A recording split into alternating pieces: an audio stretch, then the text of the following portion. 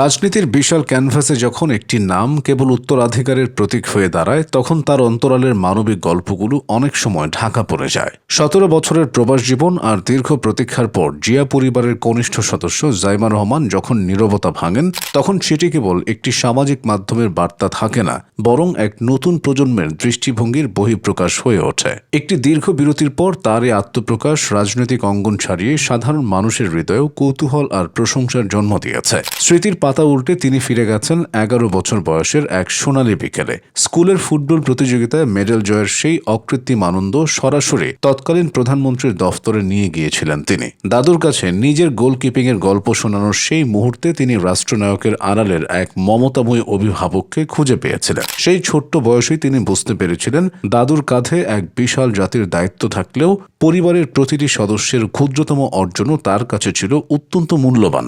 জাইমা তার পোস্টে আরও লেখেন, নেতৃত্বের প্রথম পাঠ তিনি সেখান থেকে নিয়েছেন, যা হলো নম্রতা, আন্তরিকতা এবং গভীর মনোযোগ দিয়ে অন্যের কথা শোনার সক্ষমতা।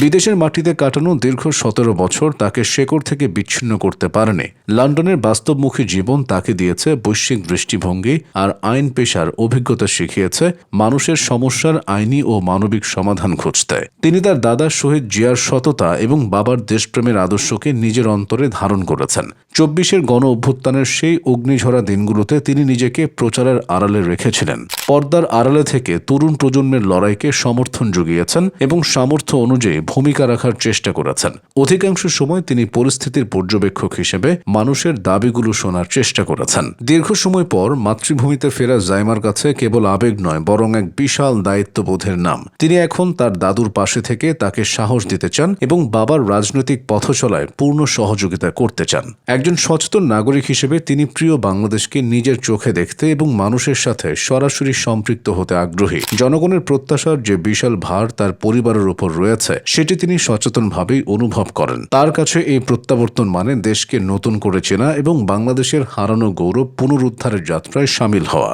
জাইমা রহমানের এই আত্মপ্রকাশ আসলে এক সম্মিলিত যাত্রার আহ্বান। নিজের ব্যক্তিগত অভিজ্ঞতার মধ্য দিয়ে তিনি যেন বলতে চেয়েছেন, প্রত্যেকের একটি নিজস্ব আখ্যান থাকে এবং সেই সব ছোট ছোট গল্পকে পাথেয় করেই বাংলাদেশকে তার কাঙ্ক্ষিত গন্তব্যে পৌঁছাতে হবে। তিনি চান বাংলাদেশ আবার তার পূর্ণ শক্তিতে জেগে উঠুক এবং আগামীর পথে দৃপ্ত পায়ে এগিয়ে যাক।